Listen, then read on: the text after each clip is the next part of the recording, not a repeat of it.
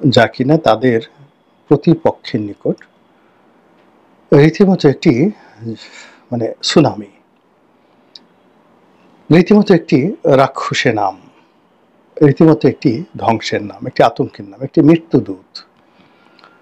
এবং এই কারণে সেই 1954 সন থেকে আজ অবধি আওয়ামী লীগকে ধ্বংস করার জন্য, আওয়ামী লীগকে নির্বিষ করার জন্য, আওয়ামী লীগকে মাটির সঙ্গে পিষে ফেলার জন্য সব সরকারের সময়টিতেই প্রাথমিকভাবে চেষ্টা করা হয়েছে। তারপরে আবার আওয়ামী লীগের মধ্যে কিংস পার্টি গঠন করার জন্য, সরকারের তাবেদার তৈরি করার জন্য সবাই চেষ্টা করেছেন। আইয়ুব খান করেছেন, টিক্কা খান করেছেন, ইয়াহিয়া খান করেছেন, তারপরে মোনায়েম খান করেছেন, বঙ্গবন্ধুর জামানাতে ইন্দিরা গান্ধী করেছেন, জাসদ তৈরি করেছেন। এরপরে জিয়াউর রহমানের জামানাতে জিয়াউর রহমান সাহেব চেষ্টা করেছেন নানাভাবে, মানে আওয়ামী লীগের মধ্যে একটা বিকল্প আওয়ামী লীগ এবং কয়েকটি গ্রুপ করে ওই সময়টিতে জিয়াউর রহমান সাহেবের জামানাতে আব্দুল মালিক উকিল, জহুরা তাজউদ্দিন, মিজানুর রহমান চৌধুরী, মানে ওনাদের মাধ্যমে যে গ্রুপিংগুলো হলো, এই গ্রুপিংগুলো কিন্তু রাষ্ট্রীয় মদদে সেই বলতে গেলে 1975 সনের নভেম্বর মাস থেকে 81 সন পর্যন্ত কন্টিনিউয়াসলি ছিল। 4 থেকে 5টি গ্রুপে বিভক্ত আওয়ামী লীগ, কিন্তু নেতাকর্মীদের মধ্যে কিচ্ছু হয়নি। নেতাকর্মীরাও যারা আওয়ামী লীগ করেছে তারা আওয়ামী লীগ করতো, আর যারা ওই আওয়ামী লীগ করতেন তাদের ঘরে যে সন্তান সন্ততি পয়দা হয়েছে তারা ছাত্রলীগ করা শুরু করেছে। তো আমি দুটো এলাকাতে এই আওয়ামী লীগের একেবারে যেখানে আতুর ঘর বলতে পারেন, এই দুটো এলাকাতে একটি এলাকাতে এমপি ছিলাম, আরেকটি এলাকাতে এমপি পদপ্রার্থী ছিলাম, কিন্তু 2006 সনে নির্বাচনটা না হওয়ার কারণে মূলত 111-এর পরে আমি পটুয়াখালীতে চলে যাই। তো আমার যে জন্মভূমি ফরিদপুরের সদরপুর এবং চরভদ্র আসন, তখন সেটা একটা সংসদীয় আসন ছিল এবং 1/11-এর পরে সদরপুর চরভদ্রের সঙ্গে ভাঙ্গা যুক্ত হয়, এটা একটা সংসদীয় আসন। তো এখানে যেহেতু কাজী জাফরুল্লাহ সাহেব ছিলেন, তখন আমাকে দল মনোনয়ন দেয় ফরিদপুরের জায়গায়, ফরিদপুরের পরিবর্তে পটুয়াখালীতে। তো যেটা বলছিলাম যে এই দুটো অঞ্চলই আওয়ামী লীগের টুঙ্গিপাড়া, এই দুটো অঞ্চলে আওয়ামী লীগের গোপালগঞ্জ। এমনকি আমার কাছে মনে হয় যে আমি গোপালগঞ্জে গিয়েছি, টুঙ্গিপাড়া গিয়েছি, তার চাইতে সদরপুর, চরভদ্রাসন, ভাঙ্গা কিংবা ধরুন গলাচিপা, দশমিনা, পটুয়াখালীর এখানে আওয়ামী লীগের যে মেজরিটি এবং এখানে আওয়ামী লীগ সমর্থকদের যে যাকে বলা হয় দলের প্রতি যে প্রীতি, এটা আমি গোপালগঞ্জে দেখিনি। নিজের একটা অভিজ্ঞতার কথা বলি, অনেক দূরে চরভদ্রাসনের পদ্মার তীরে নিঝুম একটি গ্রাম, সেই গ্রামে পদ্মার চরে 10-12টি দরিদ্র পরিবার বসবাস করে। এরকম গ্রীষ্মকাল, খেজুর গাছের নিচে এই 15-20 জন লোকের মধ্যে আমি একটা উঠান বৈঠক করছিলাম একের ভর দুপুরে। তো আওয়ামী লীগের সম্ভাব্য প্রার্থী আমার কথা শুনতে এসেছেন, তারা বেশিরভাগই মুরব্বী, আর ওখানে তো চ্যাংলা পোলাপান তেমন নেই, একটা গহীন চর। তো যাই হোক, আমি সেখানে বঙ্গবন্ধুর কথা বলছিলাম। তো বলার পরে একজন বৃদ্ধ, তিনি কাঁপছিলেন আর কাঁদছিলেন।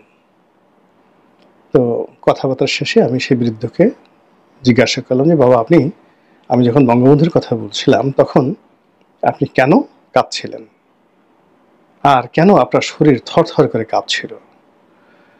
তখন তিনি বললেন যে বাবা, আপনি যখন বঙ্গবন্ধুর কথা বললেন তখন আমার একটা স্মৃতি মনে পড়ল।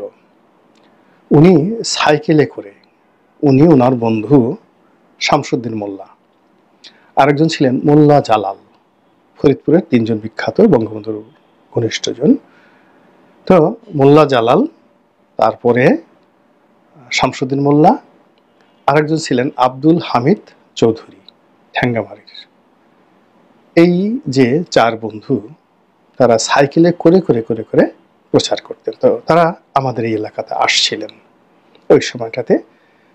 তো এরকম কথাবার্তা বলতে বলতে তিনি আমার এই ঘাড়ের উপরে হাত দিয়েছিলেন বঙ্গবন্ধু।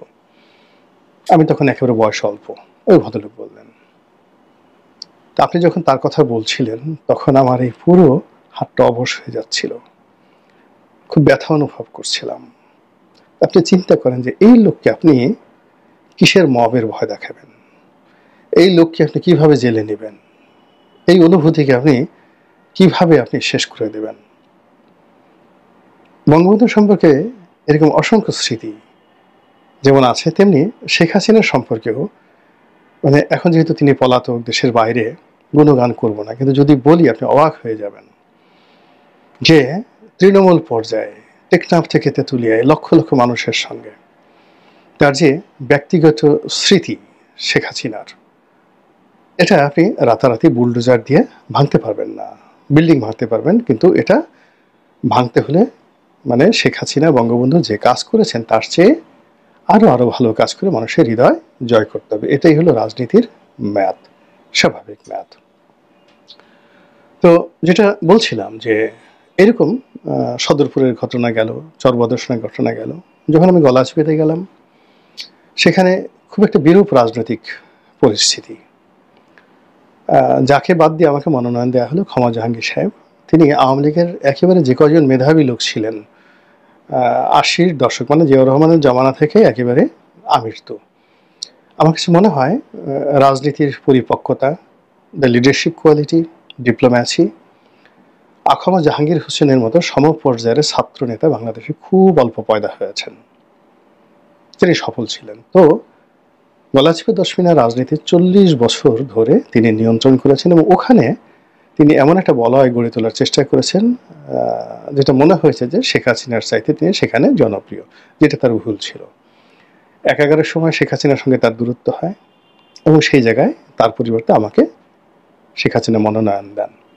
আমার দুটো সমস্যা, আমি কাজ করেছি সদরপুর চরবদর্শনে, আর গলাচিপা দশমিনাতে আমি যখন মনোনয়ন নিয়ে যাই ২০০৮ সনে, তখন আসলে সেখানে 18টা ইউনিয়ন, একটা পৌরসভা।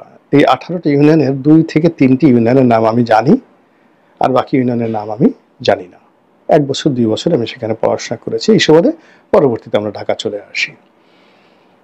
ছাত্রলীগের কমিটি, যুবলীগের কমিটি, আওয়ামী লীগের কমিটি 100% সেই আখমা জাহাঙ্গীর হোসেনের, এবং তিনি তার সর্বশক্তি দিয়ে কমিটিকে তিনি আমার বিরুদ্ধে ব্যবহার করার চেষ্টা করলেন। এক, বিএনপিতে যিনি প্রার্থী তিনি আমার মামার শ্বশুর ছিলেন শাহজাহান খান। তো শাহজাহান খান পটুয়াখালী জেলা বিএনপির সেক্রেটারি ছিলেন, তার আগে এরশাদ জামানাতে জেলা জাতীয় পার্টির সেক্রেটারি বা সভাপতি ছিলেন। পটুয়াখালী জেলায় খুবই প্রভাবশালী এবং সবচেয়ে ধনী ব্যক্তি ছিলেন তিনি।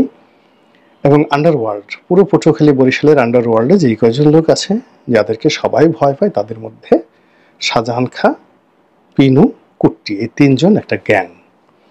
এখন এই গ্যাংয়ের মধ্যে পিনু মিয়া তিনি পৌরসভার চেয়ারম্যান, আমি যখন এমপি হতে গেছি তখন। কুট্টি সরকার ওই জেলার সবচেয়ে বড় ব্যবসায়ী, এখন এই যে জেলা বিএনপি তিনি এই সময়টাতে সভাপতি হলেন, আর শাহজাহান খান তো প্রার্থী, বিএনপির প্রার্থী। তো আমার মামা শ্বশুর, এখন এখানে রাজনীতির ক্ষেত্রে মামা শ্বশুর, দাদার শ্বশুর, আপন শ্বশুর, বাপ, এগুলো কেউ এক চুল ছাড় দেয় না। পুরো পরিবার বিভক্ত হয়ে গেল, আমি একা। আমার শ্বশুর পক্ষের কোনো লোক তো আমার সাথে আসবে না। এই কারণ হলো 40 বছর ধরে শাহজাহান খাঁ পুরো এলাকার রাজনীতি, বিএনপি রাজনীতি নিয়ন্ত্রণ করছেন, এবং এমনকি ক্ষমা জাহাঙ্গীর সাহেব যখন মন্ত্রী তখনও তিনি ক্ষমা জাহাঙ্গীরকে একদিনের জন্য ঘুমাতে দেননি। তো এরকম একটা পাওয়ারফুল মানুষ আমার প্রতিদ্বন্দ্বী। কিন্তু যখন আমি নামলাম এবং ভোটারদের কাছে গিয়ে বললাম আমি শেখ হাসিনার লোক, দ্যাটস অল, ক্ষমা জাহাঙ্গীরের সমস্ত জারিজুরি, কমিটির যে বাড়াবাড়ি, অন্তর্দ্বন্দ্ব, কলহ, আমার পথে বাধা সৃষ্টি করা, কিংবা শাহজাহান খাঁর অস্ত্রের ঝনঝনানি থেকে শুরু করে সাংগঠনিক ক্ষমতা, 2 পয়সার কাজে আসলো না। জনজোয়ার তৈরি হয়ে গেল এবং পুরো দক্ষিণ অঞ্চলে 2008 সনের 29শে ডিসেম্বরের যে নির্বাচন, সেই নির্বাচনে আমার ওখানে যে জনজোয়ার তৈরি হয়েছিল, আমি এরকম জনজোয়ার কোথাও দেখিনি। এবং এই যে প্রধান নির্বাচন কমিশনার যিনি ছিলেন নুরুল হুদা সাহেব, তিনিও সেই নির্বাচনে 15 দিন আমার সঙ্গে ছিলেন, আমার বাড়িতে তিনি ছিলেন। তো এরকম একটা নির্বাচন করে এসেছি কেবলই মাত্র আওয়ামী লীগের যারা নেতাকর্মী, তো আওয়ামী লীগের যারা নেতাকর্মী তাদের ভালোবাসা, তাদের সমর্থন, এগুলোর মাধ্যমে। তো সেই আওয়ামী লীগ এখন আবার বিপদে পড়েছে। সেই বিপদ হলো 54-র মতো, বিপদ হলো 69-এর মতো, বিপদ হলো 70-এর মতো, 71-এর মতো, 75-এর মতো, এরশাদ জমানায় সেই 1982 সনের মতো, আবার 1991 সনের মতো, 111-র মতো, অর্থাৎ 2006-7 সনের মতো। এখন সবাই মানে আওয়ামী লীগকে শেষ করে দেওয়ার চেষ্টা করছে। তো এখানে যে সমস্যাটা হলো, যারা আওয়ামী লীগকে টার্গেট করছে তারা আওয়ামী লীগের বিল্ডিংকে টার্গেট করছে, যারা টার্গেট করছে আওয়ামী লীগের শরীরকে, বড় জোর আওয়ামী লীগ করে এরকম একটা শরীরকে টাচ করার চেষ্টা করছে। তারপরে আওয়ামী লীগের যে সকল ঘৃণিত নিন্দিত লোক, টাউট, বাটপার, চোরাকারবারি, তাদেরকে আক্রমণ করার চেষ্টা করছে। কিন্তু সাধারণ মানুষের মধ্যে নৌকা, বঙ্গবন্ধু, শেখ হাসিনা, আওয়ামী লীগ, এই জিনিসগুলো যেভাবে অনুরণিত হয়ে আছে, সেই জায়গাতে কেউ আঘাত করতে পারছে না, সেই জায়গাতে কেউ প্রলেপ দিতে পারছে না, সেই জায়গাতে ধানের শীষ, সেই জায়গাতে দাড়িপাল্লা, সেই জায়গাতে লাঙল, সেই জায়গাতে এনসিপির গোলাপ ফুল, শাপলা বা হোয়াট এভার মেবি, এই জিনিসগুলোর প্রলেপ বা সিল সাপ্পর এখনো পর্যন্ত লাগানো যাচ্ছে না। বরং যে কাজগুলো আগামীতে করার জন্য চেষ্টা করা হচ্ছে, এটা হলো স্ট্রাকচারালি অ্যান্ড ফাইন্যান্সিয়ালি আওয়ামী লীগকে কতটা ধ্বংস করা যায়। যেমন 32 নম্বর ভাঙা হয়েছে, সুধা সদন ভাঙা হয়েছে, আওয়ামী লীগের অফিস ভাঙা হয়েছে। এখন যদি টুঙ্গি পাড়ার নাম পরিবর্তন করে দেওয়া হয়, গোপালগঞ্জের নাম পরিবর্তন করে দেওয়া হয়, এমনকি বঙ্গবন্ধুর মাজার বা তার যে কবর, সেই কবরের উপর যে সৌধ নির্মাণ করা হয়েছে সেটি গুঁড়িয়ে তছনছ করে দেওয়া হয়, আপনার কি মনে হয় আওয়ামী লীগ শেষ হয়ে যাবে? আর ওই আওয়ামী লীগের ওই জায়গাগুলোতে যেখানে আওয়ামী লীগ শেষ করে দেওয়া হলো, সেখানে নতুন স্লোগান আসবে, ইনকিলাব জিন্দাবাদ, ইনকিলাব জিন্দাবাদ, ইসলামী আমিরাত জিন্দাবাদ, নয়া আফগানিস্তান। সি সি, আল্লাহ মাফ করুক, আল্লাহ মাফ করুক, আল্লাহ হেদায়েত দান করুক, হেফাজত করুক, এবং আমাদের সবাইকে ধীর স্থিরভাবে রাজনৈতিক প্রতিপক্ষ মোকাবেলা করার